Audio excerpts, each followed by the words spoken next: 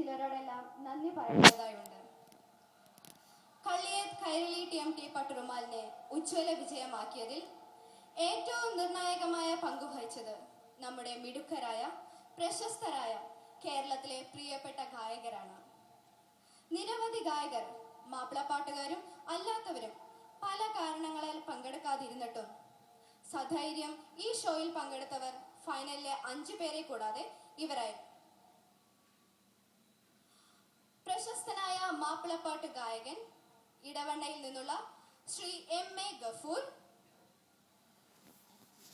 ഗസൽ ഗായകൻ തിരുവനന്തപുരത്തു നിന്നുള്ള ശ്രീ പത്മകുമാർ, പട്ടുറുമാലിന്റെ ടൈറ്റിൽ മ്യൂസിക് ചെയ്ത mister Bijoy from Trivandrum, Kannada playback singer miss Shruti from Bangalore, നമ്മുടെ ഷോയിൽ പങ്കെടുക്കുവാൻ മാത്രമായി വിദേശത്ത് നിന്നും എത്തിയ ശ്രീ നൌഷാദ് ഫ്രം കാലിക്കറ്റ്,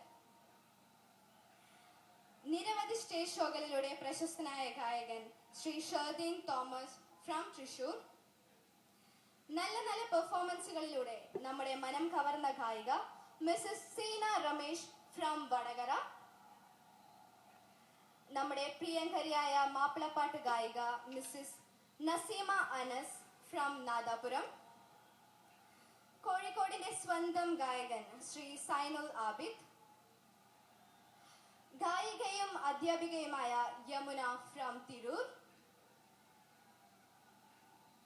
വ്യത്യസ്തമായ ആലാപന ശൈലി കൊണ്ട് നമ്മെ കീഴടക്കിയ മിസ് ബെൻസിറ ഫ്രം കണ്ണൂർ, ചാവക്കാട്ടുകാരായ നിസ കരീം ആൻഡ് ഷമീർ എന്നിവരായിരുന്നു അവർ. ഇവരിൽ വിദേശങ്ങളിലല്ലാത്തവരെല്ലാം തന്നെ ഇവിടെ സന്നിഹിതരാണ്. ഇവരെല്ലാവരുമായുള്ള ആത്മാർത്ഥമായ കൈരളിയുടെ സ്നേഹവും നന്ദിയും ഈ അവസരത്തിൽ അറിയിക്കുന്നു.